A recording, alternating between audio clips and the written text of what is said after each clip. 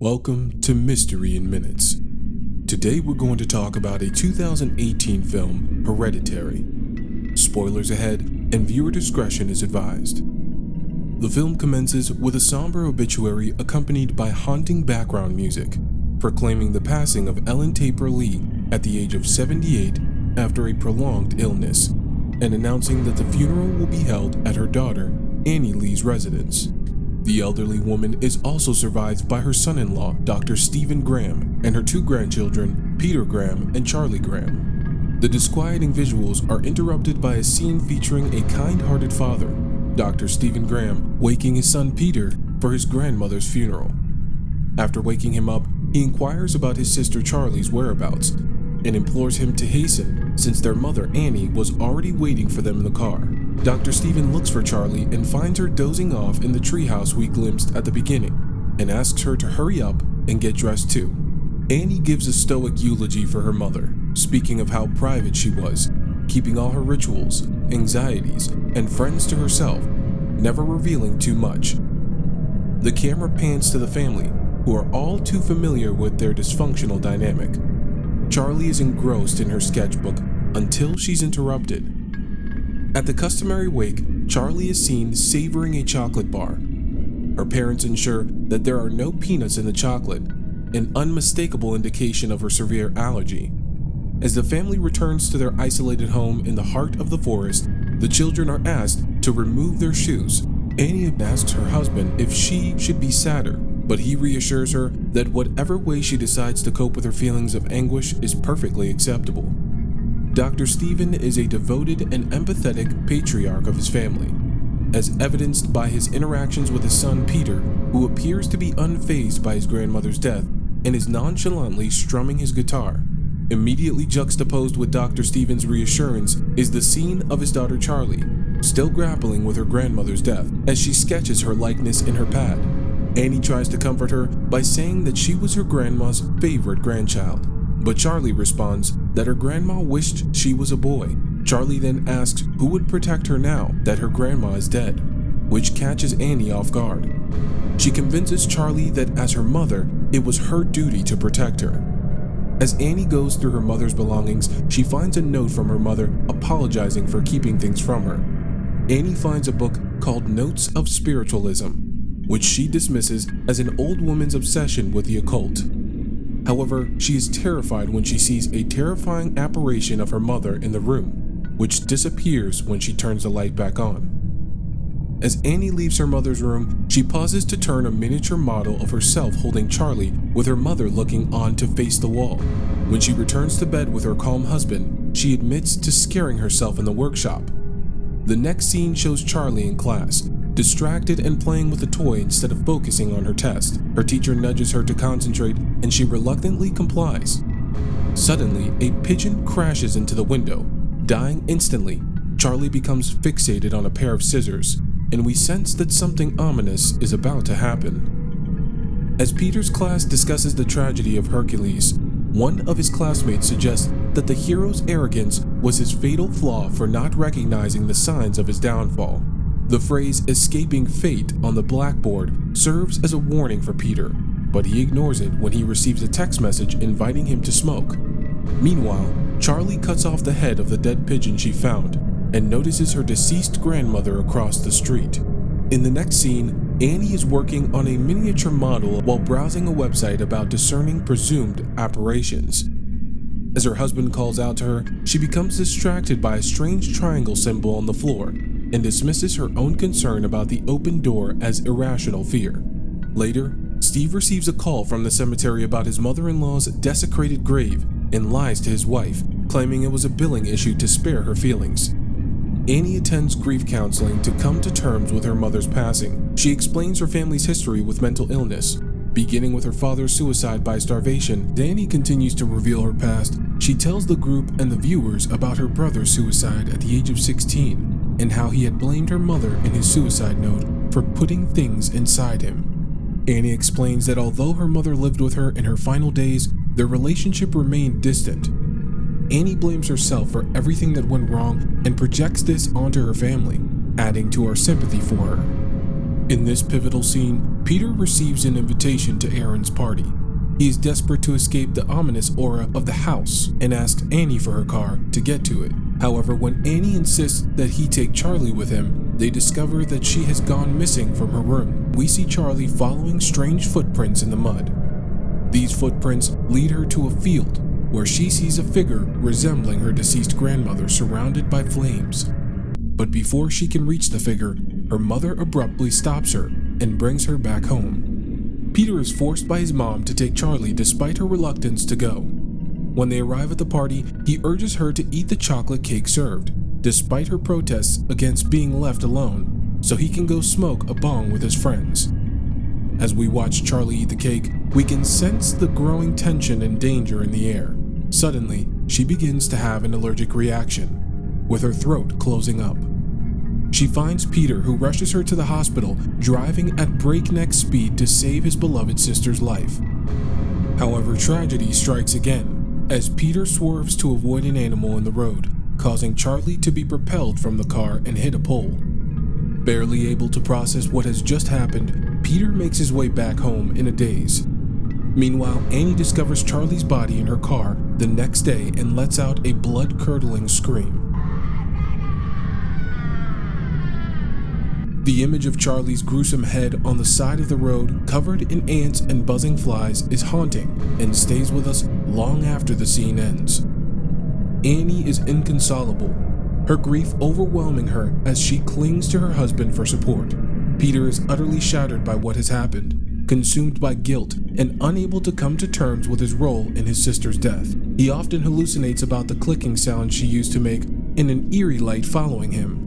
Annie returns to grief counseling, but finds herself unable to enter the building. Just as she is about to leave, she is stopped by Joan, who introduces herself as a fellow member of the group and shares stories of her recent loss, the drowning of her son and 7-year-old grandson. They bond over their respective traumas, and Joan offers to be a source of support for Annie whenever she needs it. At home, Annie and Steve struggle to sleep, and Annie seeks refuge in the treehouse. The next day, Annie visits Joan under the guise of going to the movies and notices a welcome mat with a strange marking that resembles a symbol she has seen before.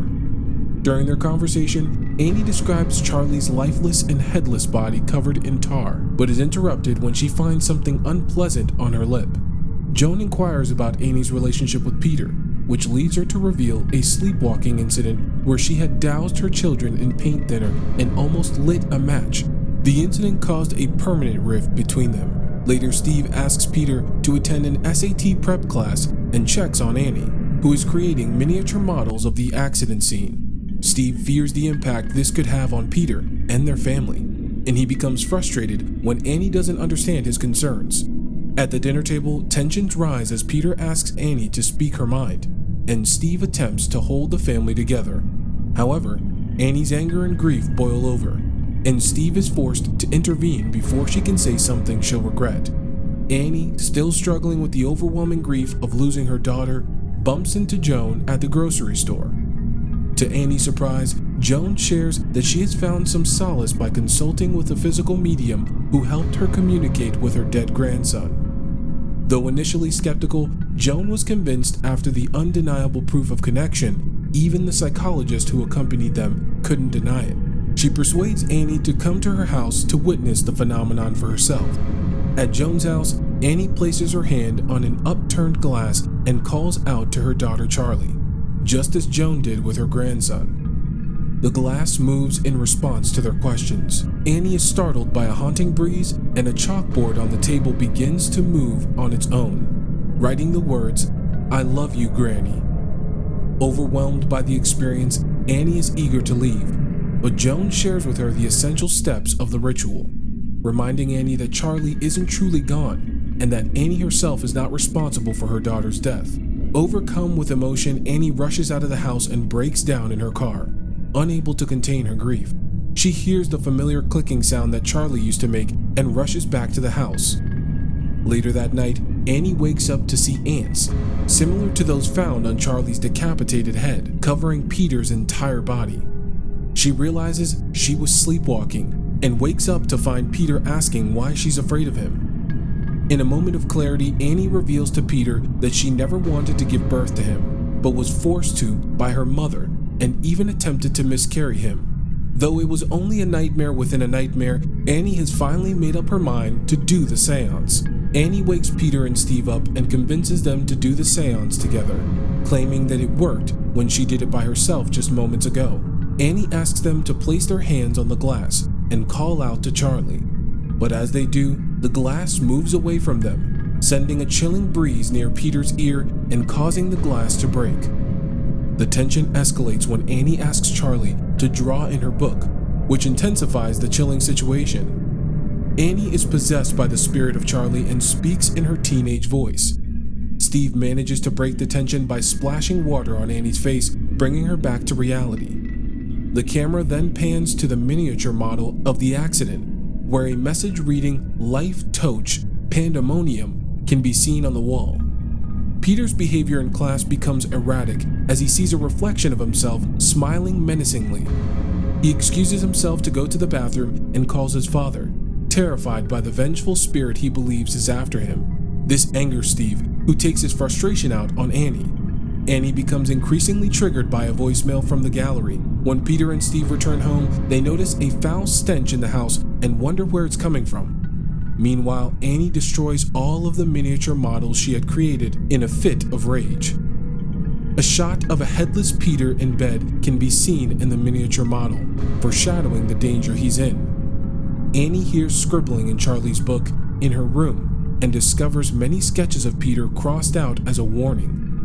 Meanwhile, Peter hears Charlie's clicking noise again and sees her apparition in his room, whose head falls off and rolls into a ball. The family dog Rex growls at something invisible and whimpers in fear as Peter's head is pulled by what he believes to be his mother. Peter wakes up in a cold sweat to find his mother standing beside his bed. He screams and accuses her of trying to pull his head off. She denies it and claims she came in after hearing his screams, but Peter can't shake the feeling that something is off about her. Desperate for answers, Annie heads to Joan's house. But when she gets there, she bangs the locked door while we get a glimpse of a pentagram drawn on the floor and the house in disarray. Annie realizes that the strange marking on Joan's welcome mat was also in her mother's box of belongings. She finds similar embroidery on the cushions and stumbles upon a book that reveals the truth about King Paimon, a demonic entity that possesses the most vulnerable host through invocation. Annie has no doubts that Peter is in grave danger. Meanwhile, Peter is haunted by an eerie light that seems to follow him wherever he goes. In class, he hears strange clicking sounds before involuntarily contorting his face, screaming out loud and banging his head on his desk. Steve believes Annie to be in the midst of a mental breakdown when he receives an email from the authorities at the cemetery with evidence of his mother-in-law's desecrated grave. Steve is then summoned to the school and is deeply worried about his son's safety. When he meets Annie at the house, they carry Peter to his room, after which she tries to explain the spiritual connection between Joan and her mother. But Steve dismisses her claims as the ramblings of a mentally unstable person. To prove her point, Annie takes Steve to go up to the attic, where he confirms what she already knows. But Steve remains unconvinced and accuses Annie of being behind the whole thing. Desperate to make him believe that there are evil forces at play, Annie asks Steve to burn Charlie's notebook. When he threatens to call the police, Annie panics and throws the book into the flames herself. In a horrifying turn of events, Steve is engulfed in flames and dies. The stage is now set for a final showdown with the malevolent King Paimon. Peter awakens disoriented and calls out for his parents, only to find his father burnt beyond recognition. Annie shows signs of possession, walking on the ceiling and pursuing Peter as he tries to escape to the attic. He calls out to his mother to stop but notices his grandmother's headless body and sees himself in a pentagram. He slaps himself to wake from the nightmare, but his mother is floating in the air, stabbing herself repeatedly. Fearing for his life, Peter jumps out of the window and dies. The light following him enters his body, while Annie is led to a treehouse. Inside, a group of Satan worshippers kneel and pray to an idol made of Charlie's decapitated head on a wooden body. Ellen Lee's headless body lies nearby with the inscription, Queen Lee below her picture. Possessed by Charlie's spirit, Peter is crowned king, revealing that Charlie was King Payman all along, trapped in a female body and resurrected by his followers who rejected the Holy Trinity. What did you think of the video? Let us know in the comments below, and don't forget to hit that like button and subscribe for more.